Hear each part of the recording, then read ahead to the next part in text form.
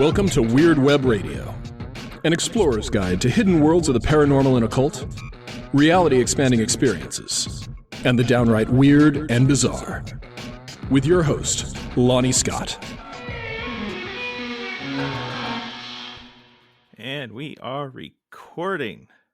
Ladies and gentlemen, it is my great honor to welcome the one and only Jessica Knapick and one strange motherfucker. What's his name again? John Tenney. The co-host of one of my very favorite podcasts, What's Up Weirdo. So welcome to the show, guys. It's great to have you here. Thanks for having us on, Lonnie. Thank you.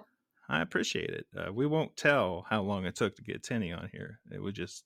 Yeah, me and you have been talking for 45 minutes and Tony was on the side of a fucking milk carton somewhere. On the side of a milk carton. Nice. That'd be a nice touch, right?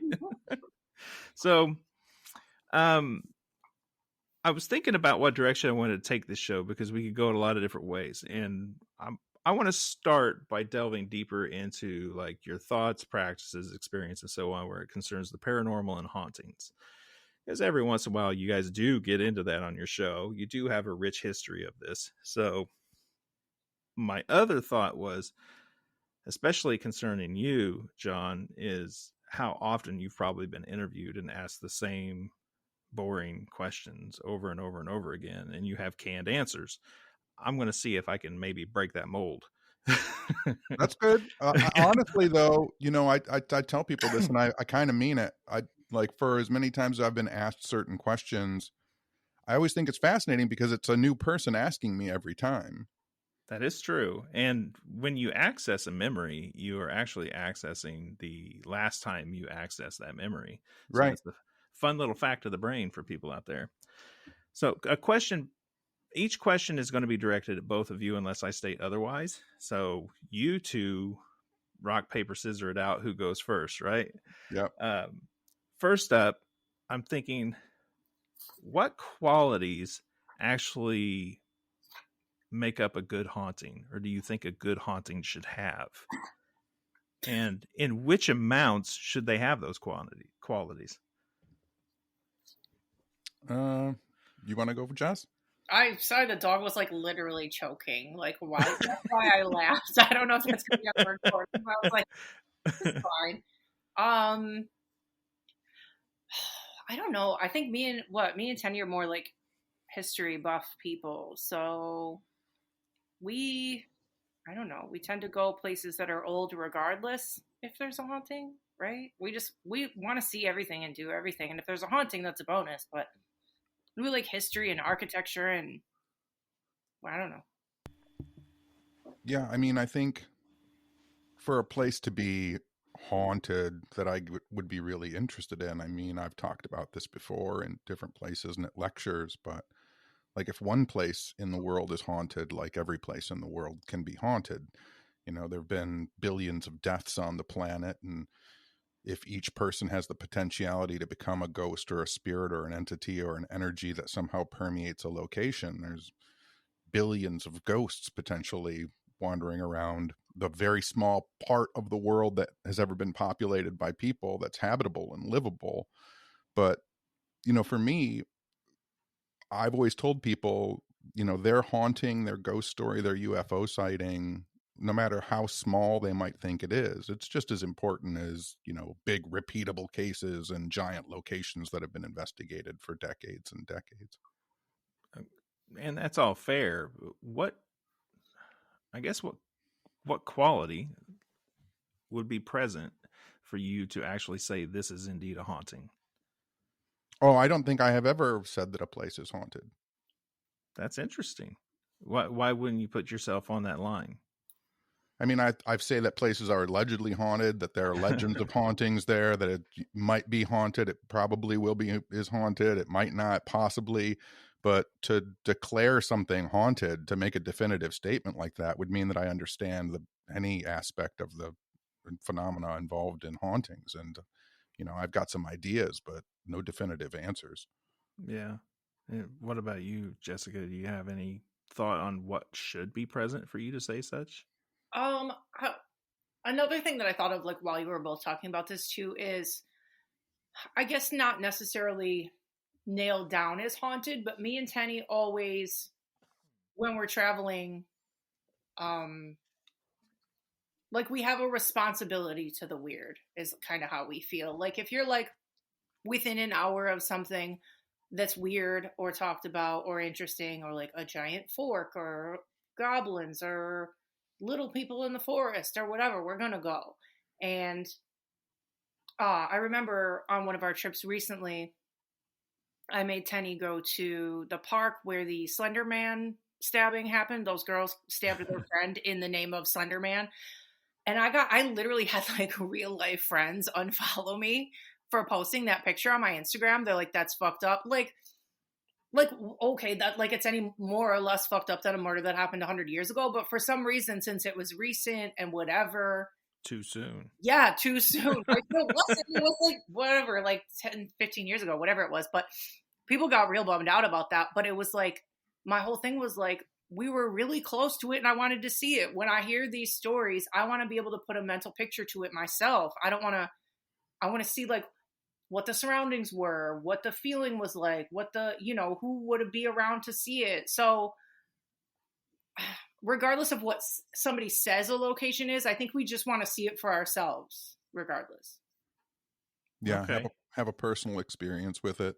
Mm-hmm. I mean, that's the other thing too, right? Is, decades and decades ago, I had a conversation with the late great, problematic Hans Holzer, and I had my Geiger counter and my tape recorder and my flashlight, and he said, what are you going to do with all that? And I said, I was probably 17 at the time, and I was like, I'm going to catch a ghost.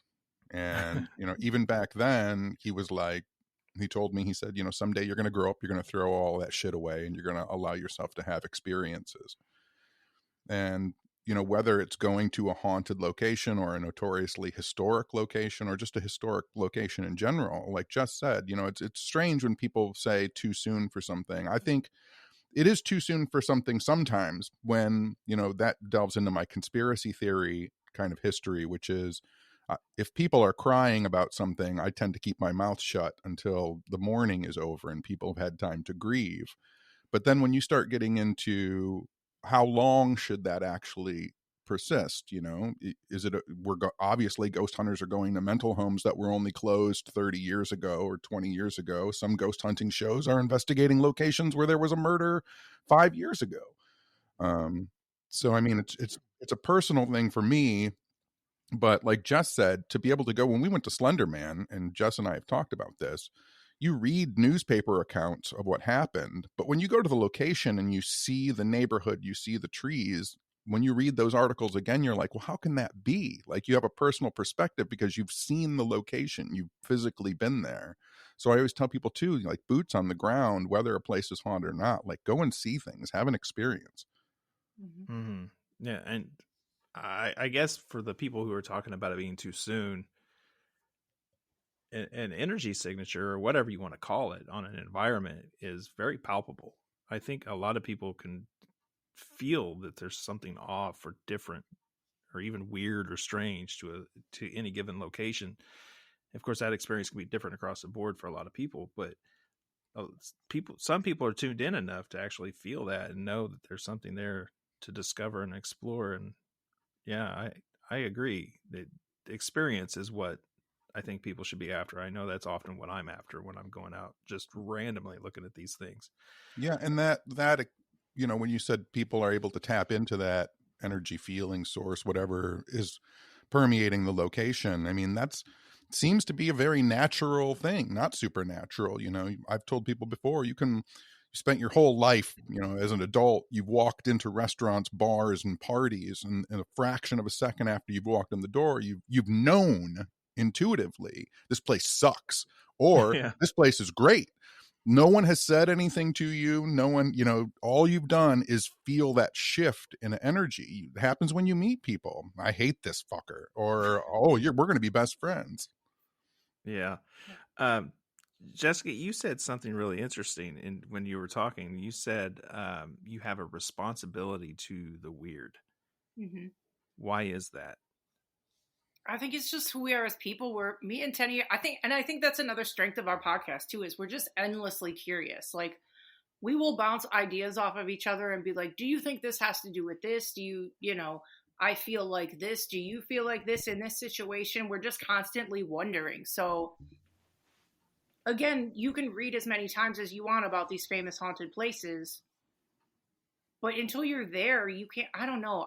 And I can't take anybody's word for anything. I need to see it for myself. I need to go there. And I think with the internet culture now too, there's like, there was another stupid post the other day about people like these influencers who are smiling at Auschwitz. Like, that's not us.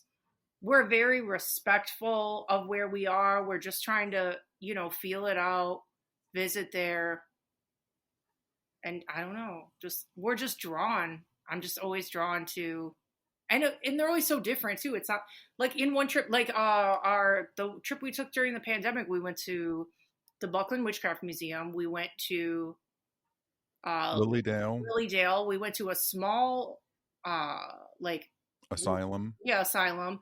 We went to Lucille Ball's grave. It's just like bing, bing, bing. You know, like we like different weirdness. If you're go see it.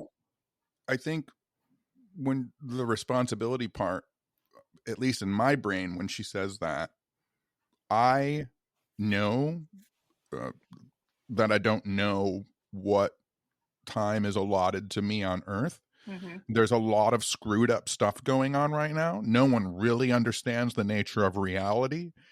So, like, I do have a responsibility to get as weird with the universe as the universe will allow me to get. Like, time is short as far as I know, right? So if I'm near, if Jess books a hotel because we want to go to Lilydale or the Buckland Witchcraft Museum, and then we find out like the next morning that Lucille Ball is buried in the graveyard literally across from the hotel, like, go and see Lucille Ball's grave. You're there, you know? And then if you're driving to Lucille Ball's grave and you are like, well, we've got to go to this place too, you stop at that place too. Like, this is your chance. This is your moment now. And, you know, the universe is, we talk about it all the time when we talk about, you know, and you hear conversations of other people having it, you know, there's this trope, this idea that when you engage with strangeness, it engages back, right? And so, like, put yourself in weird places and talk to weird people and do weird things. That's your responsibility. Mm-hmm. Yeah. Aidan Walker wrote a book, 6 Ways, which is incredible. Anyone who listens to my show knows that Aidan and I are good friends and should be familiar with his work by now if you listen to this show. But he puts forward an easy concept and idea called the field. It's nothing new. It's just a way of talking about it. And it's the idea of all manifest and unmanifest reality. It falls under this concept. And we've hinted at this already. I kind of think of people like tuning forks almost, in wherever you happen to be encountering the weird, as it were, in the field.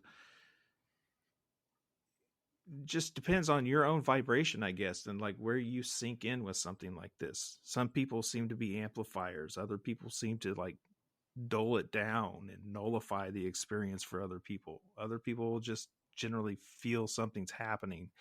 I don't know. It's very strange to me. And one thing I've been exploring and researching a lot, I'm kind of curious what you two might think of this theory.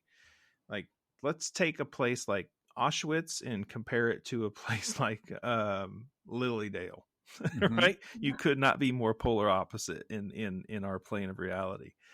But let's flip the experience. Let's say you're not approaching it from our perspective in this reality, but you've somehow now got a view of it from, say, the other side, whatever the other side may be. What characteristic, what might you see? What do you think it might look like? Would it be different? Would it show more of its true nature? Like, what do you think is actually there if you can see it from that other lens? I mean, it depends on how you're able to experience reality in that other lens, right? Like, if I am untethered chronologically in time, then they're going to seem exactly the same to me, right? It's going to be these tiny blips on the radar that were named something where something happened. Mhm. And like, people might think that sounds kind of horrible, but it's like in the overall galactic sense of time, billions of years, they're going to look like blips. If I am able to see energies, though, if I am able to experience emotional energies or conscious memories of people who are in those locations, then they're going to look different to me from the emotional experiences that people had. Mhm. And then Tenney, you always say too, like what people ask you, are you going to talk to people after you're gone? Do you have anything set up? Do you have any code words? And you're like, I'm not going to be here. I'm not going to be anywhere. I'm going to be, if you have the ability to bounce around after you're passed, you're not going to go. So I don't know. I don't know if any of those people would, I doubt anybody would stick around. But that's the thing too, right? Like if we do persist, if something of us persists when we leave biological form, then like I have no idea why anyone would hang around Auschwitz. No. It would, like, why would you persist there? If anything of you persists, I'm assuming that the overall emotional state would be to leave that place. And so when the opportunity presented itself, go. Where a place like Lilydale, you have people who will want to give you a hug and sing to you and sit around with logs and commune with you, and that seems like a much better place to hang out. Yeah, and I think too, if we move away from the people who are experiencing things, or even for that matter, the people who become spirit experiencing these things, if we go a level down and think spirit of place, I guess, in a more animistic view of these places, how affected do you think the spirit of place is by events like Auschwitz or the warm community of Lilydale? Can they have greater impact on not just the overall feel of the place, but even future generations who might end up there long after the history of it is forgotten? I mean, I talk about something similar to this. I still, one of the reasons I don't think I would ever declare places to be haunted is because, like, if I'm talking about the totality of a universe that could possibly be alive or manifest some kind of living energy, the Earth and all of its locations aren't in the same spot that they were when we started this conversation. Yeah, it's completely gone, right? So like if you have a ghost and people say like, oh well, that ghost walks through a wall because it used to walk the hallway and they built a wall there and now it walks through that wall, right? So that means that when you tear that house down, that ghost is still going to walk through that hallway where there used to be a house. And then when the earth blows up, after the sun goes red giant 5 billion years from now or however long it is, there's going to be a ghost somewhere floating around in empty space, walking what it thinks through a hallway where there's not even a planet anymore. And so, I think that when we think about places animistically, that perhaps the planet itself is alive. You might have locations where Lilydale is moisturized, right? And a place like Auschwitz is a scab that's picked at. Yeah. Okay. Yeah, I mean, I can follow the train of thought there. Now, since we brought up specific locations, and please, people of Lilydale, don't think in any way, shape, or form what you think or anything at all like Auschwitz. Just two places that came up in conversation prior to those rounds of questions. But that brings up another subject I like to get into, and I'm pretty sure you two will enjoy it as well. Every place has its own local folklore, its own local legends and history. So, some place where you guys have lived or gone and visited, like what's one or two of your favorite pieces of local folklore somewhere? Jess? What to be? I need to think for a second. I mean, I'll give you an example of one of the ways that folklore is. I've invested time and energy into it, and so like in Detroit, we have this thing that's called the Marche de Nain Rouge, right? And it's a big parade that happens every year, and there's a local Detroit legend that there's a little red evil dwarf devil who lives in the city that causes all the problems for the city of Detroit. And so once a year, they have the Marche de Nain Rouge. 5,000 people come out. They march the streets. They have an effigy of the Nain Rouge, and they march him out of the city so that nothing bad will ever happen to Detroit, right? That's kind of the folklore. And the folklore was created, one book written in the 1800s by a 23-year-old French-Canadian girl. And she wrote the story about it, and it gets repeated over and over again. Well, when they started doing the Marche de Nain Rouge, I had researched, by the time these guys came up with this idea, which was only like 10 years ago, to have this parade, I had already written about and lectured on the Nain Rouge for 15 years. And so I contacted the promoters and I said, this folklore that you're writing about, that Skinner wrote about, or Hamlin, excuse me, that Hamlin wrote about, this story is a retelling of the French coming to Detroit and the Native Americans who live here, who caused all the problems, and they talked about them as red devils. And your parade now, 150 years later, is in celebration of marching the red man out of Royal Oak or out of Detroit because he causes all the problems. This is very problematic. Your folklore is very wrong, and your march is terrible. And so every year I go down there and I protest their march. And I started off the first 5 years by myself holding signs, and over the years now, there's 20, 30 people that show up with me, and now they actually talk about, there's differing ideas about the folklore, but and they actually kind of address it sometimes, but they still do the parade because it makes them a lot of money. But I mean, that's how folklore is important, and how like it can be warped and changed, and how people who come in, a lot of people at the parade don't know anything. They're there to drink beer and scream at this guy in a devil mask, right? Like they have no idea that they're involved in this centuries old racist idea of kicking Native Americans out of their homes. Yeah, I have seen you post about that parade and things on social media and things before. Yeah. I don't think I've ever caught the whole like background of that before. Yeah, you're right. That is pretty problematic. Yeah. Yeah. How about you, Jess? I don't know. I can't think of it. The weirdest thing the first thing I thought of, I like weird cemetery stories. Whenever I find a weird grave, I always make Tenney go. Remember we went to that weird grave in, I think it's in Ohio somewhere, of a dog, and you're supposed to like pet the dog's head. I like stuff like that. Yeah, I get it. I like stuff like that too. I live in a town of about 18,000 people, and you go to our main cemetery. Well, first of all, the history of it's funny because I run into an old 1896 street fair book, right? And they're talking about trying to find all the graves to make sure they move them all to the new city burial ground. Right.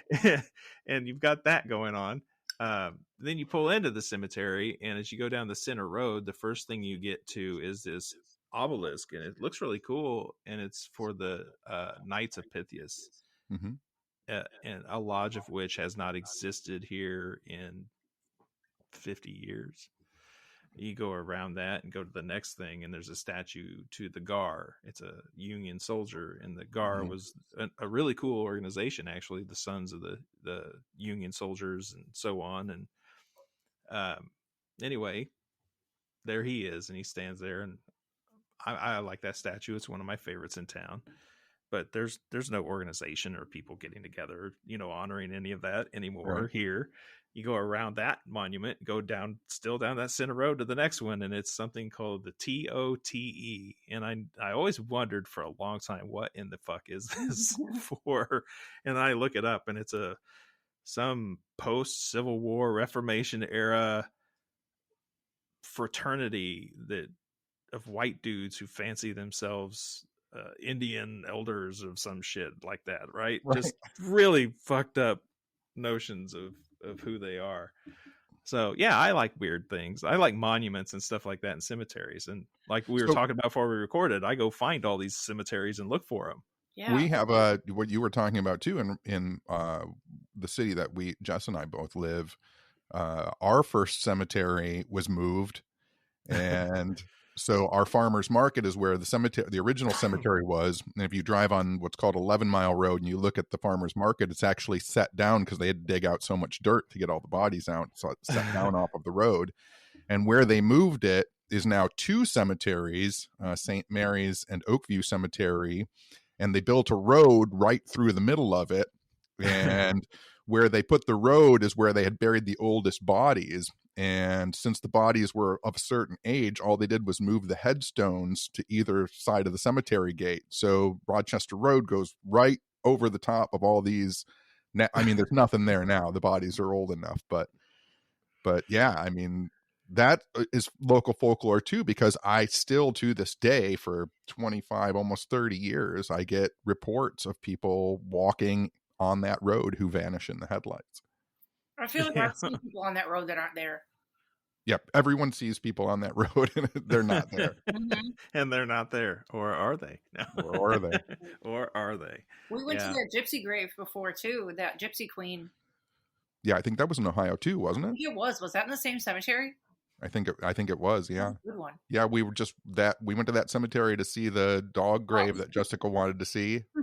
And all of a sudden we stumbled upon this giant monument for the last queen of the American gypsies in the middle of the cemetery, in the giant obelisk, huge tomb for her family, still some people going there putting offerings and gifts on it. And I had never heard of it before. I've never heard of such a thing. Although I could name you at least 3 or 4 white women in bars who will tell you after enough drinks their grandma was an Irish gypsy, and they are too. And I know I still have pictures. I'll have to send you the pictures. Yeah, that sounds cool. I guess since we're on cemeteries, that brings up another thought. Like, who's one of your favorite, just really, really fucking weird people in history? Oh, I'll tell you, because it's, again, personal experiences and stuff. And Jess knows this, and thinking about graveyards and cemeteries that we've been to. One of the weirdest fucking people that I've ever known was Jack Kevorkian. Oh, you've known him? Oh, yeah, I grew up with him. When I would skip school in high school, Jack was from Royal Oak, where I'm from. And when I would skip school, I would, go to the library, because no one's going to look for a kid skipping school at the library, right? And and Jack was there, and that's where I met him, probably when I was 15, and knew him through the whole experience of going through his assisted suicides and where's he going to park the van to do it, and then going to jail. And then I saw him when he got out of jail a few times, and he was pretty old and frail by that time. But Jack, a lot of people don't realize, was very, he was a jazz musician, he was a painter. I mean, if you've never seen Jack Kevorkian's paintings, I tell your listeners, look up Jack's paintings. They're fucked up. And listen to some of his weird jazz music that he wrote, and just a big guy with personal choice and freedom, and was very punk rock kind of. If you could be punk rock and 75 years old, Jack was kind of it. Yeah, I could see that. Yeah, hanging out with Jack Kevorkian as a kid, I can imagine if he just says words like "trust me, drink this," Well, it's interesting, because Jack was one of those people. I'd skip and go to the library and read weird books and read horror books and paranormal books and anything I could get my hands on. And he was one of those people who influenced me by saying, the smartest people in history. I remember this conversation, which is, he said the smartest people in history, have taken all their ideas and put them in these books, and they're surrounding you, and you can read them anytime you want. The smartest and the dumbest people, all of their thoughts are in this room right now. And, it's up to you what you put in your head and how you want to sort it out.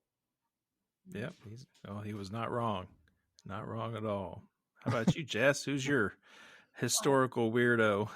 I was gonna say too, we've been to Jack's grave. The day we went, it was actually like really covered over, and we like cleaned it off. He like went and got water and cleaned off Jack's grave, Yeah. and we brought flowers. Yeah. That's nice. It's actually the same cemetery that my grandma and grandpa are buried in. Mm-hmm. But I think the same day, I'm like a big true crime serial killer weirdo. So I think that same day we went to, flew right out of my head. What's his name? Now you tell me. You were there.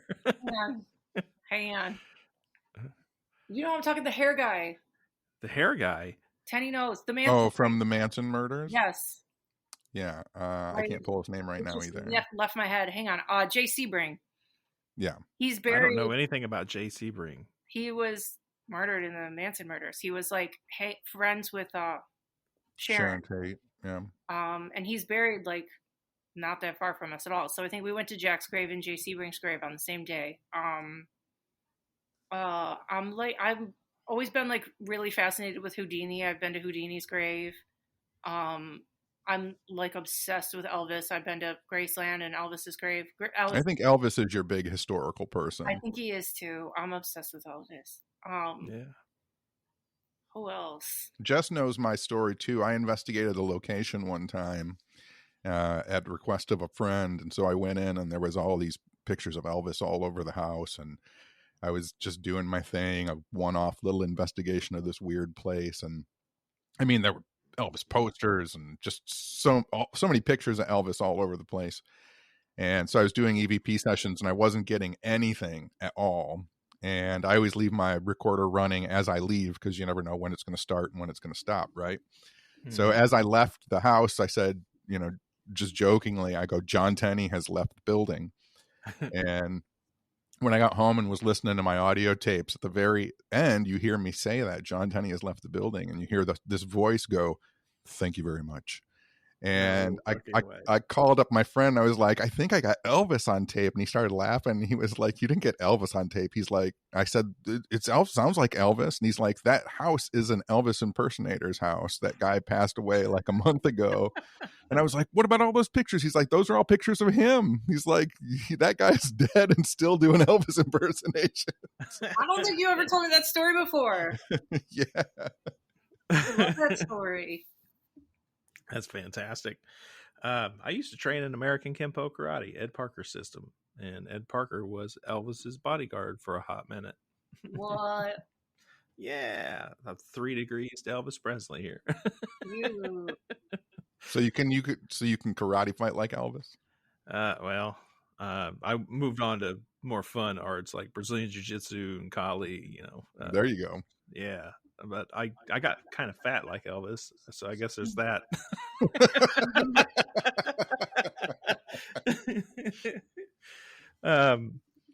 All right, so we've gone from places to people. Let's go, Tenny. I've got one specifically for you because I think you probably have an idea of how to answer this.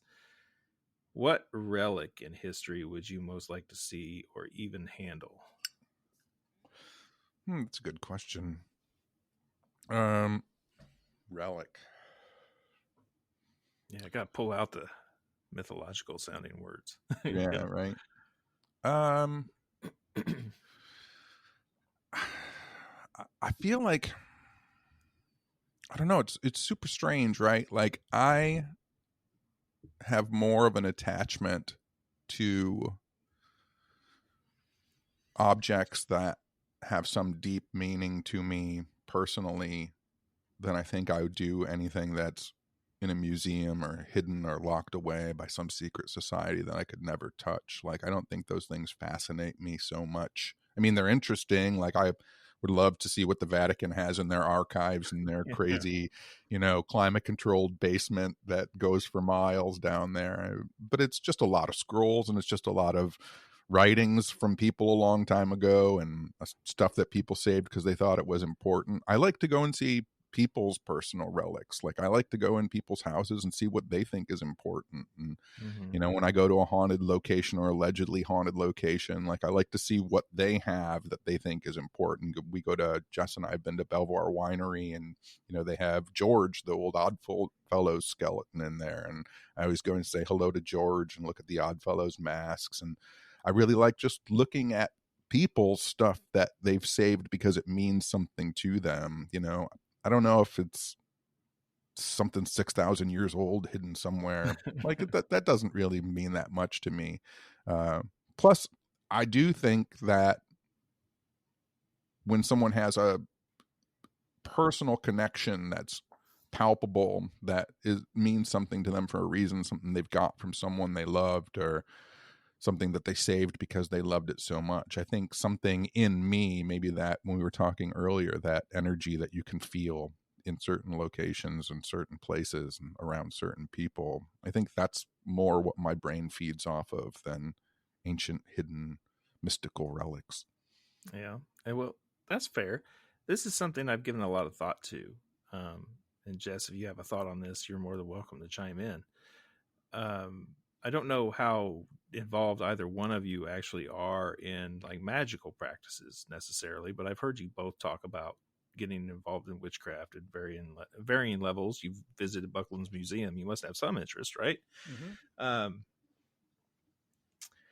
So I mean, I just looked to my left and my right, and I see a massive collection of tarot cards and the runes that I've carved myself. Some have my own blood in them, right? And Yeah. like malas that I've made, like no one can see it, but this is the mala and the key that I made for the sorcery of Hecate, and just things like this that'll be here when I die. Yeah. Assuming that the just plain imagination, like there's no one here to handle it. What happens to your things, your magical things? Like where do they end up in the world? And if they end up in someone's hands 3 generations later, do they know that this was dedicated to Hecate? You know, like Right. I think about that stuff all the time. Yeah, I do too. I think about it, but I you know, in my brain too, because I have my altars all over, and I have, you know, my hand carved ruins. I've got jars with probably too much of my own fluid in them, and you know, the stuff all over the house. But at the same time, you know, I've walked into friends' houses who are model train builders, right? And I realized that they sat at a table crafting, imagining, and putting emotion and love and care into these objects that, you know, again, have as much power and intention in them as, you know, I'm sitting there carving a rune on a piece of oak that was taken from a forest at a certain time on a certain day. And, you know, I'm crafting it with love. And meanwhile, you know, I have a friend who's sitting there too, has specifically ordered this thing that needs to go in this place, and he's painting it with this color for that reason. And it's like, we're all imbibing magical power into our things that we, especially the things that we love, right? And will they persist after we're gone? I always tell people, you know, I'm really just collecting shit for someone to sell at an estate sale. Like, that's all I'm doing, right? Yeah. Yeah. And whether or not it holds value to someone after I die, I don't have any say in that. Yeah. I think about it like if I just randomly got my hands on, say, Aleister Crowley's personal tarot deck, would it really mean any more to me than the ones that I already have and love? Yeah, I mean, probably not. There was just an auction. You know, it was a bunch of Kenneth Grant's OTO stuff, all signed by him, and it was going for, you know, I think, you know, he had 3 OTO pamphlets that he had made some notations on the inside, and I think those 3 pamphlets ended up selling for like $25,000. And it's like, you can download those pamphlets for free and print them out yourself and make your own notes in them. Right. Well, Jess, you have anything to add into that? I don't know about, I mean, I assume at some point I would either bury or take care of my magical stuff. I wouldn't want anybody to deal with it. I wouldn't want anybody to touch it. I wouldn't want anybody to wonder why there's weird little bottles everywhere. Weird little bottles everywhere. But, Sure sign of a witch. Yep. But me and Tenney have talked about, like, we're both like collectors. Almost everything in both of our houses is old, and we collect it very thoughtfully. But we have talked about recently, like, we've been hiding notes and stuff because we don't want people to think they're repops. Like, we have genuine, valuable, good things that are important to history, and we don't want people to either flip them or throw them away. Like I've written notes and stuff here that says literally this belongs in a museum. Don't put it where it's supposed to be when you find this. So I think we're tuned into that. But what we're not, I'm not going to have kids. He's not going to have kids. So it is kind of a bum out when you think about it. But certain stuff I hope gets taken care of by somebody. Yeah. I mean, I have kids. All three of my daughters have varying degrees of interest in like occult, witchcraft, paranormal adjacent things. And they all have a very different realm of interest. It's strange. So I'm gonna have to go back and look and see what like the space weather was on the days they were conceived, I guess. And like Jess said too, there are some things like, I'm holding on to them because they have a personal meaning to me. So like my great grandfather, when he was building his house, he found a stone axe head, right? And it's probably according to the stoneworking people in Michigan at the time, it's probably anywhere from like 5,000 to 6,000 years old. And it's sitting in my book cabinet over there, right? Because my great grandfather found it. But there's a note underneath it that says like, this should probably be in a museum somewhere. It's a giant stone axe head, and if you don't have any like, well, this was John Tenney's, like, if that doesn't mean anything to you, like, give it away, like, make sure it gets somewhere and it doesn't just get thrown in a dumpster. Mm-hmm. Good plan. Leave notes on things. I'm gonna leave a note. This belongs in a museum and something really fucking random. Okay, so Jess, a question specifically for you. Oh God. Since I know that tattoos are a major part of your life, how do you feel about people getting like magical symbols, seals, sigils, and things tattooed on their body? I don't mind it if it's for you, by you, about you. Obviously, it's a big no-no to get, couples tattoos, somebody else's name. Some people even have a weirdness with going with people. I don't have that weirdness, but some people do have that. Like, if you go with somebody and get a best friend tattoo, even if it's two different things, it might ruin your friendship or something. There's weird stuff like that. Another thing that's kind of a thing that a lot of tattooers won't do is the tattoos with ashes in it. But I do have one.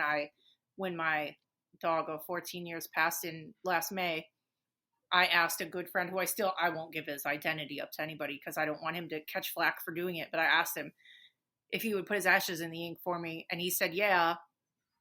And partway through the tattoo, he's like, in all my years of tattooing, I've never done this for anybody. But he like knew how much my dog meant to me. So he did it for me. And I was really moved by that because it's not like me and him are best fucking friends. It was just like, he knew.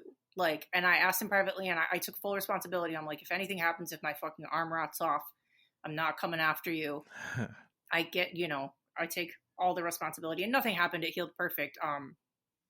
I guess ashes are heated so high that it's basically sterile anyway. So it didn't do anything, but, stuff like that. Yeah, I don't have a problem with, but I don't really recommend getting people's names and stuff like that. Whether it be like, I don't know if there's weird juju with it. I don't know if it sends something to the universe. And I'm sure there's a million people out there who have each other's names and they're married forever. I don't know, but it doesn't seem like a great idea regardless. Yeah.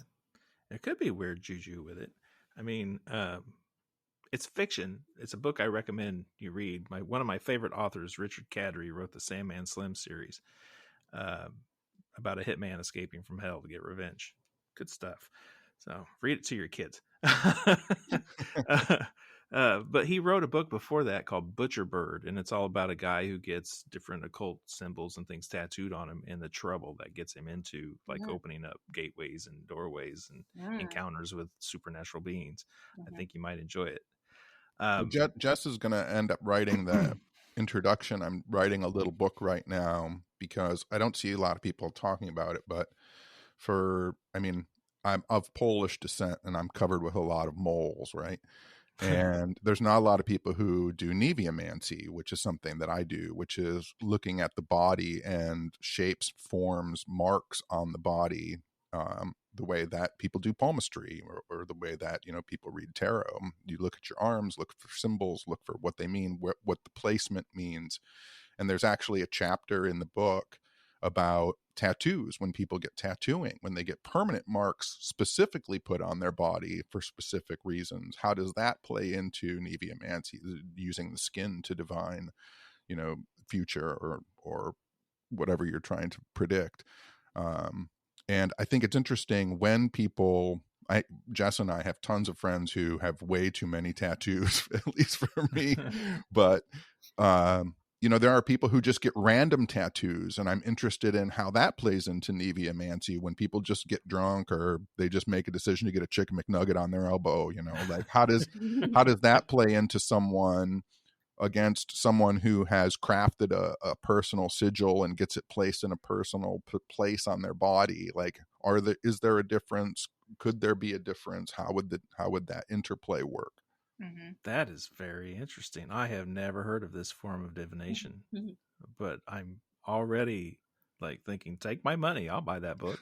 It's just going to be, it's just going to be short book, because, it's strange that it doesn't pop up very often. And you would have thought, in this day and age, when everybody's doing different workings and looking at different ways to divine the future or do witchcraft or magic, I've even seen people on TikTok doing phrenology and, sculpting people's heads out to try and predict the future. And I was like, how come people aren't just looking at the moles on their hands? You're born, your skin is a map, right? Like, you're born in it, and it ages with you and it changes with you. Why wouldn't you look at the marks on your skin, the marks that you've purposely put there and the ones that have accidentally been put there? Yeah, that's a very interesting. That's very, very, very interesting. I'm curious. I did get struck by a random thought that has nothing to do with divination of your skin. I just suddenly remembered something Stephen King said once in an interview, where he was talking about being afraid of flying, and he said that he believed it was the people who were deathly afraid of the plane crashing who actually kept the plane in the air. And this brought me all the way back to Jess talking about her thing with serial killers. Are the people obsessed with serial killers actually responsible for serial killers? No, they're probably responsible for keeping people alive, because we're obsessed with it, so that people know what not to do. Yeah.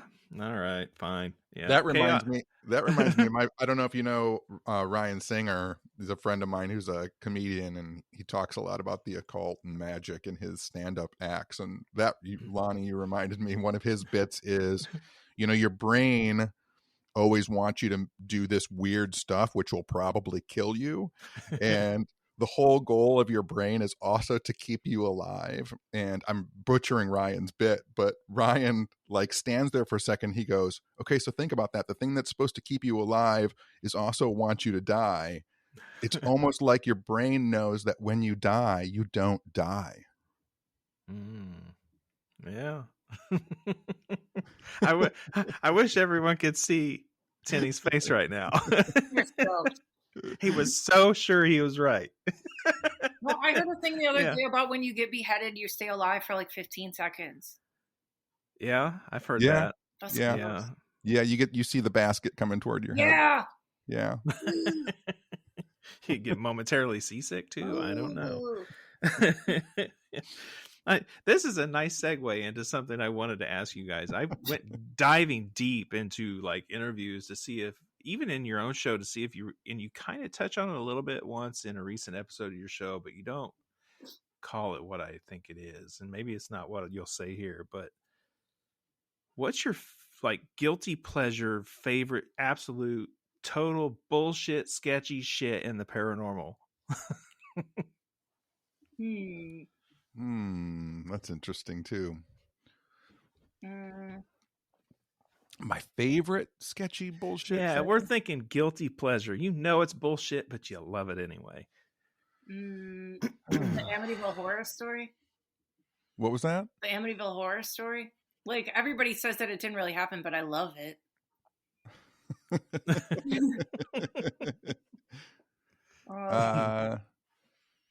Yeah, Amity's good. I mean, my bullshit story, and I've said this for probably decades, is Jonathan Reed's Alien Burrito story. I don't know if you know that story or not, but I don't think I've heard this one. this guy back in the 90s, man, when I was 24 when it happened, and I was like, yes, this is some crazy bullshit that I'm gonna love. This guy went out hunting and he saw a triangular black craft, and then he went out the next day to look and see where it landed, and it was there again. And this time there was a little gray alien, and it started chasing him, and it killed the guy's dog. And so the guy got a gun and went back and shot the alien. Whoa. And then he picked up its body so that he could show his friends. He took it back to his hunting cabin, and he wrapped it in one of those insulated foil blankets, and he put it in the freezer so it wouldn't rot. And he took pictures of it. And that's where the name the Alien Burrito comes from, the pictures of this alien wrapped in the tinfoil thing. But then it wasn't dead, and it got out of the freezer, and he chased it. And there was this, I mean, it went on for months, him putting out pictures of the Alien Burrito, of the black triangle craft. Then he disappeared for a while. Then he showed back up, and he had met the aliens, and they gave him a teleportation bracelet. And he teleported on, like, he videotaped himself teleporting with the teleportation bracelet. And then it came out that his name wasn't even Jonathan Reed. And like the whole, it took 7 years, and it was some bullshit, but I still probably once a month watch the video of him teleporting. Like, it's the best. Nice. Yeah, I'm going to have to look that up. The melon heads too it's probably not real, but we love it. Yeah, Michigan has a legend of the melon heads, these giant alien melon-headed creatures that wander the western woods of Michigan. Well, but they're tiny, but they have giant heads. Yes. Tiny, but they have giant heads. Well, melon heads fits then, right? Yeah. Yeah, for me, it's those old spiritualist seances. Oh, yeah. Absolutely fascinated by how they pulled all that off, and I think they're absolutely sketchy bullshit. Yeah, yeah. Because we were just talking about that on the last episode about painting faces with glow-in-the-dark paint on your foot and holding it up in the air, and hiding cheesecloth in your vagina and cheesecloth vagina. Yeah, I remember that. I bet you did. Now, you actually ran like an ongoing seance experiment, and I took part in it once. Kinda. I'm not sure if I got the full experience or not. It was at Ashmore Estates during a private members only event for another organization. Yeah.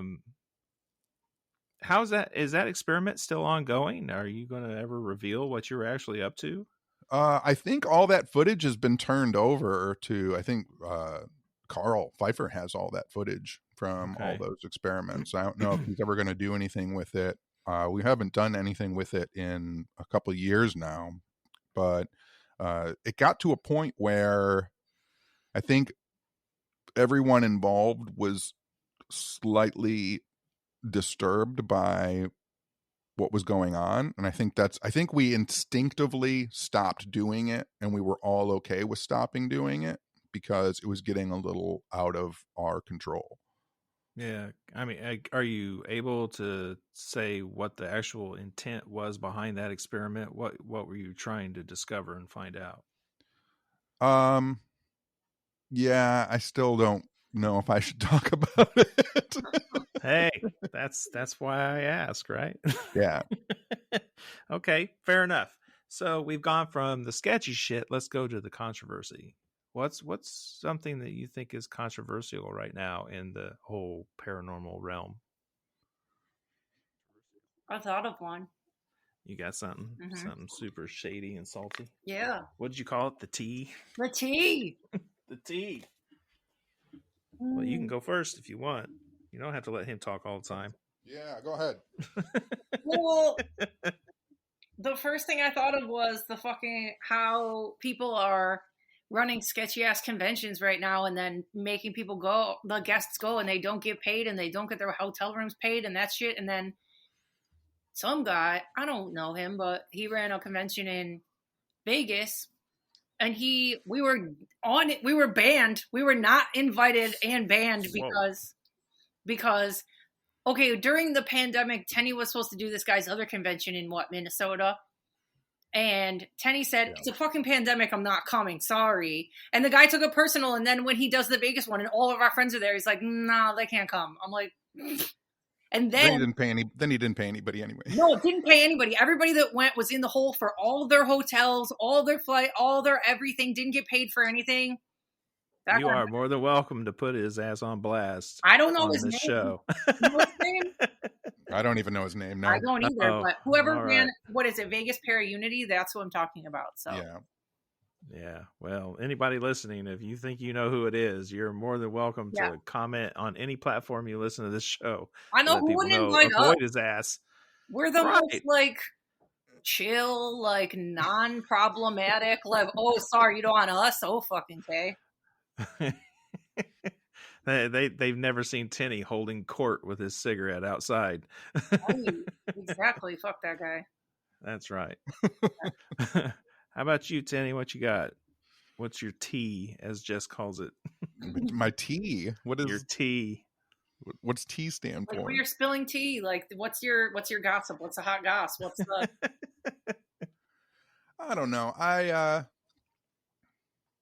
I think my biggest thing is, I think obviously there's sketchy promoters and that's always going to be a thing. Like people are always going to jump on board and say, oh, that's easy to do. I can get a bunch of people and make a bunch of money and do it real fast. And I just think that you see that too, with the rise of social media, you've just seen people come out of the woodwork who say, oh, I can do this. Like, it doesn't matter to me whatsoever. I can do tarot pulls or, go online and get someone's birth chart because they don't know how to Google to get their own birth chart. And I can set myself up as, this giant magic practitioner and, get in, make a bunch of money and pop right back out. And it doesn't even matter to me. That's the thing that's always bothered me, is just throughout the community we live in is so kind of philosophical, and it's just about talking about ideas, right? Is that someone can pop in, and now with the ability, like, you can buy a website, build a website in a day, backdate all of your posts for your website and say you've been doing this for 25 years, and then, get a book deal, get on television, hit the conventions for a few years, make up nothing but bullshit, sell everybody everything, and then, when you get tired of it, back out. And you've just left an enormous mess that people who actually care about this stuff have to spend the rest of their lives trying to clean up. Yeah. Plenty of charlatans out there and shady ass people. But you said it right as you answered too. Like, this is not a problem that's ever going to go away. It just is what it is. It's a scab on the community. So why do you guys continue your search? Why keep investigating? Why keep looking? What are you hoping to achieve? Who, me? It's just in I don't know. It's what I've always done. I've always been a weirdo. I was a weird little kid. I'm still weird. I just want to see everything weird, talk about it, hear about it, look at it, everything. Like, why would I want to do normal things? I don't even know what normal things are. Where would I start? I grow how to be normal. I grow more and more convinced normal is just a word. It's not a thing. Yeah. Yeah. I mean, I don't know. It's because I don't know anything. Mm-hmm. Like, I want to know stuff and I don't know anything. And so, like, the journey continues, right? I always am fascinated. I think I'm fascinated more by people who have found the answers for themselves and continue on the journey. Because I'm like, what's your journey all about then? Is it just about convincing me that you're right in your journeys answers, like, because that doesn't still seem right to me, but I want to know about it. I'll listen to you. But I find people that are still questioning and changing and evolving, as long as we're all doing that, like, the quest shouldn't end. So for the person listening who has never done any kind of paranormal investigation, you've just talked them into it. What do you think they need to do just to get started? What's the bare minimum just to go?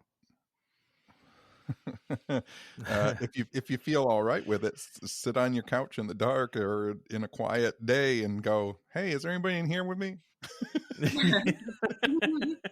And you're off to the races. Yeah, that is a fact. How I think about you, Jess? I think me and him both don't do anything in our own houses. I'll say it other way. I own my house. I'm not trying to stir anything up.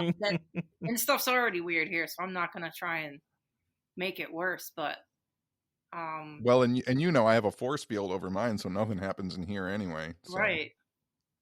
But yeah, typically I don't. And there's so many antiques here. Like, stuff will get stirred up for like a week and then it'll go away. But where I start normally, like when I'm planning trips, is like if somebody wants to just take a weekend, I usually start with like the biggest landmarks. I want to see like if you're going to Philly, look at the Liberty Bell. Like, oh, I'm fucking here. Go look at the Liberty Bell. And then you would go to like the Murder Museum and fucking an asylum. And there's usually like a little dinky museum that somebody made themselves with like weird dolls in it, or I don't know. Just there's like different things. I'll start with like landmarks, and then another thing I like to Google is like the town's oldest bar. I always want to know where the oldest bar is, and that place usually has good stories, and then you can go from that, and it all just kind of links together. You're not wrong. Yeah. And I think too, I said at the top of the interview, one of the things that I've stressed is especially people who are new to it, who want to start investigating, right, is so the approximate amount of people that have existed on the earth since there have been people in this form is about 100 billion, right? And so if half of them became ghosts, let's say 50 billion ghosts on the planet, if you do the math and you figure out 50 billion ghosts per habitable landmass where people have lived historically throughout the time that people have lived on the earth, that actually breaks down to 11 ghosts per acre of habitable land, right? So if any place is haunted, every place is haunted, and you can start anywhere. Yep, I totally dig it. Yep. In fact, when Connor Randall was on the show, he said that he told people, he's like, just get your iPhone out, hit voice recorder, and start talking. Yep. Yep. So it's a consistent theme. I like it. I think this is a good place to stop the regular portion of the show. If there's anything else you wanted to cover, now would be a good time to bring it up, whether it's 30 seconds or another 30 minutes. It's totally cool with me. Have we covered everything that you would like to talk about? Is there something we've left out? I just like, if this is the public feed, I'd like it, I say it at my lectures, and I've said it and I've written about it, and I just like as many people to hear it as possible, which is, and I'm sorry for those who have to hear it over and over again, right? But when I call people weirdos and I tell you to do weird stuff, like etymologically, the word weird means those who manifest their own destiny. It's not an insult. It's the greatest compliment someone can give you by calling you a weirdo. If someone at work under their breath calls you a weirdo, you can think, yes, I create my own destiny. I manifest my own destiny. You are absolutely correct. And so for anybody that's listening out there that thinks I'm a weirdo, I'm alone, you're not alone. You're here with us. We're all manifesting our own destinies, and it's together that we can create and construct something larger than ourselves. I totally dig it. Yeah. How about you, Jess? You have anything? What the hell am I supposed to say after that? That's a wrap. You're supposed to say, you humans aren't worth the skin you're printed on. No, that's a wrap. What's that from? I don't know. Oh, What's it she from? didn't know. What is it? Oh, it's a movie, Demon Night. Oh, dang! I dropped that quote just for you. Burn you with a Billy Zane, and you don't even catch it. Oh, it was just for you. I'm a failure. All right. That's all right. Where can people find you? Instagram. So it's What's Up Weirdo is our podcast. So our Instagram is at WUW pod. And then I'm at Jessica Knapick on Twitter. And my Instagram, Twitter, everything is just John E.L. Tenney. And What's Up Weirdo is available on all of the places that you get the things to put in your ear holes. yes. Yeah. And Tenney, you also have your other website up and running again, don't you? Weird Lectures is back up. It's almost completely rebuilt after its third time being hacked. But yeah, weirdlectures.com, and there's contact information there if people want to book lectures or even request an investigation, which I tell people all the time you can do. It's probably going to take 6 months, and and in this day and age, let's bump that up to a year. But right. We have been telling people to request us for their events too. If they have any conventions or events, tell your organizers. And then on our Instagram in our bio, we have a Patreon for What's Up Weirdo, and we have a merch store too. Awesome. Yeah. Okay, cool. Well, thank you for being here. It's been a lot of fun having you on the show. Thanks, Lonnie. Yeah, awesome. So everyone out there listening, thank you again for being here. Thank you for enjoying the show. If you want to hear the rest of this conversation, you're going to have to go to weirdwebradio.com and click join the membership, or go to patreon.com/weirdwebradio and hear just exactly how strange and morbid this conversation can become. Stay weird out there, my friends. And now it is bonus audio time. John Tenney, Jessica Knapick. What's up, weirdos? Are you ready? Yeah, I got to plug in my computer. I'm ready. She's not ready, which is typical. I'm ready. She's not ready. She's ready. Fine. First question is always the same around here. And ironically enough, you've answered it several times. So keep in mind, this is one you have not seen. What famous person's resting place do you most want to visit? Interesting. Let me think. Do you want to hear how they just answered that question?